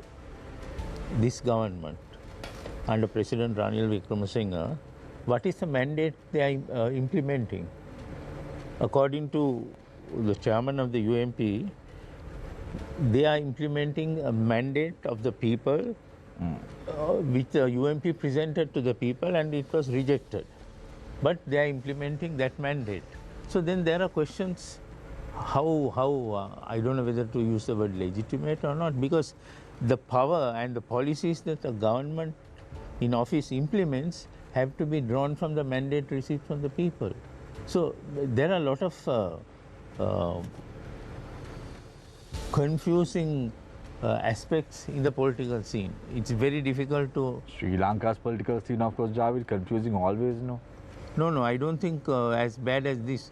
If you go back 10, 25 years ago or 20 years ago, the lines of demarcation were clear. You had the rightist party, you had the left party, you had the middle path party, and people voted for better or for worse. Now, can you identify on which side anybody is? A person who is supposed to be in an alliance today here is in another alliance somewhere else tomorrow.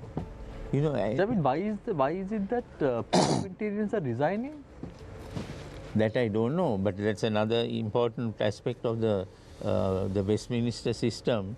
When a parliamentarian wants to change sides, if he is a member of the government, he is disappointed with the government, or if he is in the opposition disappointed, he gets up in parliament and makes a statement why he is going to cross over. Either he resigns or he is crossing over to the other side.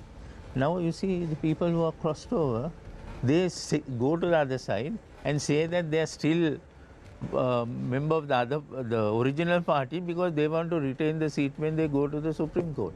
So it's a mockery of democracy that we have. Thank you very much, Javed Yusuf, attorney at law. Pavitra Jayawardhan, Dr. Pavitra Jayawardhan from the University of Colombo. Yeah, so what I will be thinking is that the conditions of the world is radically changing in terms of, you know, its conditions and factors. But we seem to be carrying all these big terms with ancient meanings to it: sovereignty, geopolitics, or citizens. But actually speaking, empirically, when you look at the world is changing. Migration has, you know, changed the world a lot. Fixity of, you know, certain, you know, nation states is now challenged by the transnational, you know, blocks of people. You know, you don't have to be residing in one country to shape its politics anymore. You can be, you know, in some other country but shaping another country's politics. That is what is actually happening. I'll give you a quick example. I don't know, I might sound very abstract, but and also I might sound very normative, but I'll give you a quick example. There was in 1 year in Italy, in that election, 25% roughly Italian voters were Italian diaspora. So they were not people who are residing in Italy at that year, but had the ability to shape Italian politics. Whereas the migration population was also 25%. They did not have any chance in the elections, and they were being affected by the policies that were made by those who are not even residing in the country. So democracy is, you know, is changing in its traditional forms, because we have been assuming democracy in a fixed nation state where, you know, we have a fixed population. They are changing, they are, you know, making their voices, thinking that the effect will again be on them. That is the heart of democracy. So the entire world, if you see, migration has made a lot of changes, and the security centric view is challenged by technological influences, market economy, but we are still trying to use these traditional interpretations of the words like sovereignty, geopolitics and citizens to understand these very complicated different conditions. So it's not just for Sri Lanka, but globally I think we need a new holistic way of looking at what sort of new tools that we need that would ensure, and if we want to keep ourselves true to democracy, what sort of tools that we need to understand the world, and also to make sure that people are truly represented in the world. Thank you very much, Dr. Pavitra Javadar from the University of Colombo. Kusum Mujatilak, foreign policy analyst.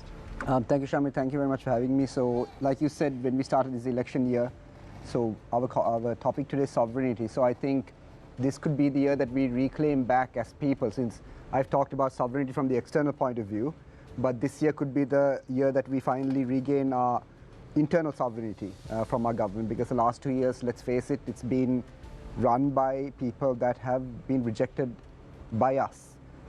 How many portfolios does Mr. Wickremesinghe hold right now? Defense, finance, is the president. Our foreign policy is, I think, also run by him. Even Mr. Sabri seems like more of a mouthpiece.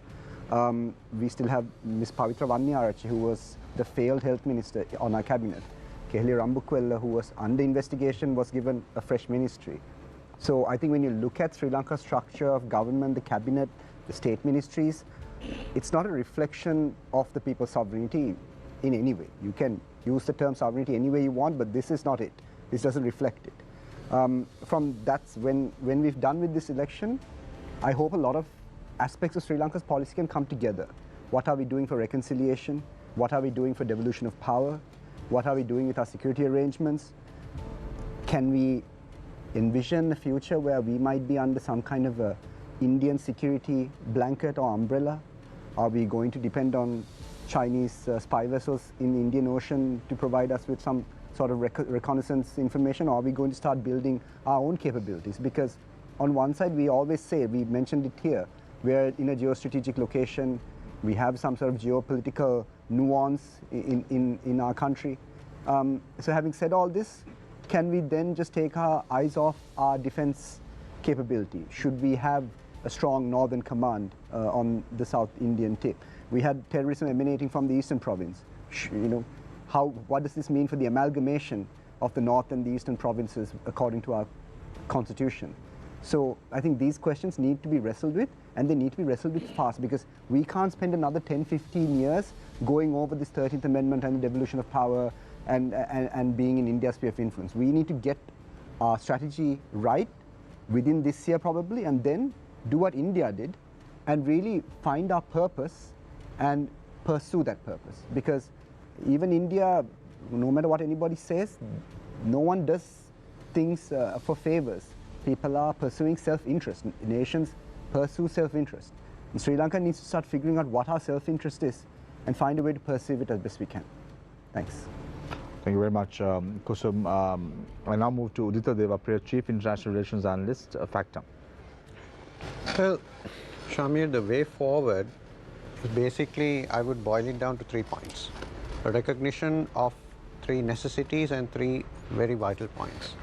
The first would be that while external pressures do have a bearing on sovereignty, while they do have a bearing on domestic politics, the people of Sri Lanka will always, and this is a point I raised earlier, the people of Sri Lanka will always look around and see those pressures as the result of the failures of the Sri Lankan state.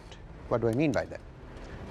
What it boils down to basically is, if we don't get our act together internally, even if the whole world comes crashing down tomorrow, the Sri Lankan people will always, or at least most Sri Lankans, will always look at the failure, will always attribute the failures of the country to the failures of the state. So we saw that clearly in the Aragale, because the economic pressures, the economic crisis that we lurched into in 2022 was, I mean, at least partly as a result of these external pressures, the Russia-Ukraine war. but it was seen by Sri Lankans, and not unjustifiably, as a result of successive failures by successive Sri Lankan governments. So that's the first point, a recognition of the importance of the domestic factor when it comes to these various sovereignty issues that we have in this country. The second point is a point that was raised in this discussion about which side we should take. That's not an easy question to answer, because there are at least, I mean, if we are talking about India and China, there are not two but three answers: India, China, or neither in India nor China. With regard to the sides that we have to take, we have to bear in mind that not taking a side is also a strategy at one level. Whether we can continue with that any longer is of course questionable, but the way I see it, whether we are looking at a China-centric world, India-centric world, or US-centric world, all these countries are essentially going across an international rules-based order. Even China is, to a considerable extent, even though there is a body of opinion that thinks that it's subverting that international rules-based order. So as long as this international rules-based order continues, and frankly, I don't see a major rupture with it anytime soon, as long as it continues, Sri Lanka will continue to face those same geopolitical, geostrategic pressures that it has been facing for the last, I would say, 20, 15 years. I wouldn't go further than that. I would say 20, 15 years.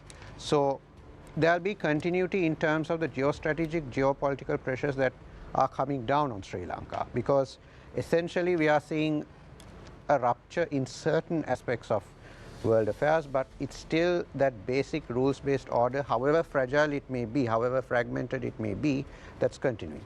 The third factor, and this is the most important factor, is that we have to recognize, or rather the Sri Lankan government has to recognize, that Sri Lankans can no longer, let me qualify what I said, the Sri Lankan government as well as other governments in other countries have to acknowledge the fact that Sri Lankans can't be taken for granted. Now, the best example that people bring up when it comes to the election of when you say Sri Lankans cannot be taken for granted, what does that mean? Yes. Well, the best example I can think of is the MCC grant. Why was that particular party, the SLPP, able to ride on that wave of disinformation which surrounded the MCC and get into power? Because it wasn't just the disinformation that discredited the MCC in the eyes of the Sri Lankan people, it was also these rumors of, however false or true they may have been, that the US government, or Washington in general, was using the MCC as a lever to basically take control of land in Sri Lanka. Those were the rumors that were flying around at the time. If there was a proper cohesive engagement with those rumors from their side, however well-funded and lavishly funded the disinformation campaign would have been, I think there would have been at least some form of moderation when it came to that disinformation. But there was a persistent refusal to engage with that whole rumor army, with that whole body of rumors that were flying around the MCC. And Sri Lankans, for better or for worse, felt they were being deceived in the guise of getting, what, $480 million from that MCC grant. My point isn't that the MCC was wrong, or the MCC was bad, or the MCC is good, because there's no real good or evil in this world right now. We are facing, I mean, we are basically somewhere in between. But my whole point is, if we don't engage with these disinformation campaigns, if we don't engage with these grey areas properly, Sri Lankans will feel hard done by, whether by the Sri Lankan government or by foreign governments, and they will react accordingly, as they did in 2019 and as they did in 2022 out in the streets. Thank you very much, Udita. Harinder. I kind of think, when you asked me about the way forward, what struck me was something which struck me in the last few months.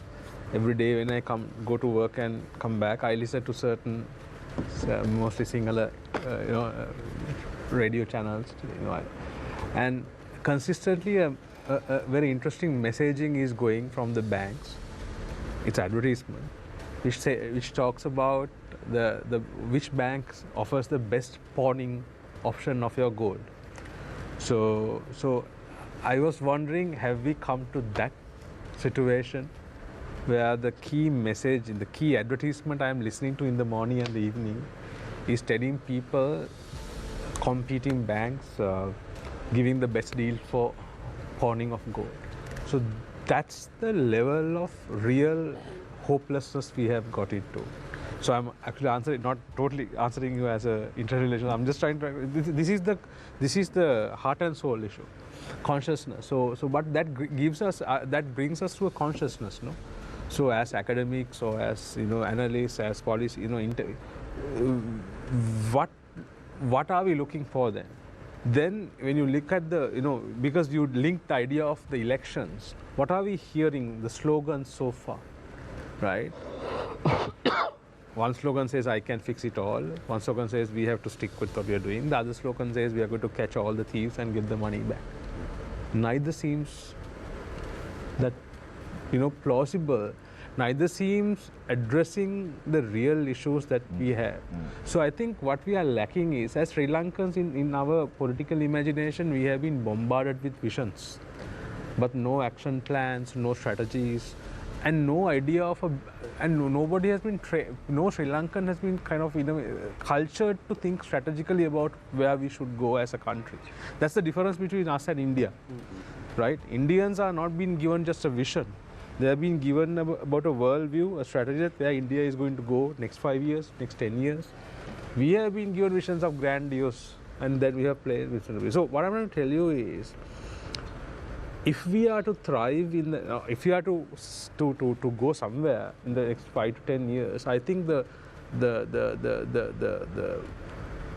political stakeholders, whoever is going to compete in the election, has to give people at least something solid that that is about a foreign policy, about a national economic policy, about a national security policy, and to be honest about where we are. What are our real challenges? Where the region is? What does India want? What does China want? What does the United States want? So I think, if not, it will fall back into what Udita was trying to say. The most number of elections in the world means most largest disinformation campaign in the history of mankind will be unleashed this year. People will mostly be voting on false pretext, thinking they are doing the right thing. Because that is one of the biggest challenges in democracies, where how do you kind of distill the real story? Because until that political authenticity comes from you, we will not be doing the right thing. So I'm not trying to give you a very apologetic kind of thing, but I think there has to be a certain sense of responsibility from everyone. At least this year, if you are very serious about fixing the country, I think they should give people a set of ideas about what they stand for, at least about the national economy, about foreign policy. I mean, nobody wants... But the president just did that a couple of weeks ago when the parliament was prorogued, the parliament reconvened. There was a policy statement that was issued by the president, and that outlined the vision for the next few months, few years. The president is That's not enough, is it? No, the president is... because of my limitations as a civil servant, I don't want to kind of do extremely controversial political statement. I can't. But the fact that if we are to bring out like a vision, like Vision 2030 on foreign policy, economic, it is good if these other political parties which are competing, the so-called favorites, also to come up with something more tangible, more strategic, more rational, and that could steer the country forward. Because in democracy, it doesn't matter who wins. No, it is the people's will at the end. So none of us can, we may have our own political leanings, but it is at the end, it is the people's will, and everybody has to respect it. But the people's will has to be shaped not by people's impulses, but at least a rationally thinking public, not a phantom public that turns up for election rallies or goes berserk. Neither is feasible for us. Neither. Very quickly, Harinder, you said there are three rhetorics that are taking center stage: bring back the roads, let's remain with the current status quo, let's change. Which rhetoric is going to make it through? If I ask you the political parties, then you won't. So I'm rephrasing my question. Yeah, the rhetorics is because of, as I started my answer with the level of hopelessness we have. So that is why I fear the rhetorics will drive that politics agenda. But actually the deliverables, what they are going to actually do to the country, that should be actually also your responsibilities as media to bring and distill what, beyond that. Week in, week out, Harinder, we are trying beyond that, what are their national plans? Yeah. I mean, plans may be useless, but planning is essential. So they have so to. We had several representatives of political parties a few weeks ago, and we asked the same question. We asked them, it's good that you are saying this, but what is the actual plan you have on paper? What is the manifesto you have in paper in order to drive the country's economy? That is missing. It's this year or never. If they don't have a plan, if they just keep on saying things, if they want to play a rhetorical political game, all of us are lost. We're going to be a lost nation. Lost nation, for sure. Thank you very much, Harinder. Thank you very much, Attorney at Law, Javed Yusuf. Javed, you need to change the look, the way that you're looking at me. That's Javed. Thank you very much. Thank you very much, Javed, for joining us this evening on Face the Nation. Dr. Pavitra Jayawardhan from the University of Colombo, Kusum Bujaythiraka, Foreign Policy Analyst, Udita Devapriya, Chief International Relations Analyst, Factor, as well as a very vocal Dr. Harinder Vidanage from the Kotalavala Defense University. Thank you very much, Niresh Eliathambi, who is the Consultant Director at News First. I leave you with a quote, as I always do. All government of right originates with the people, is founded upon their will only, and is instituted solely for the good of the people. Take care and good night.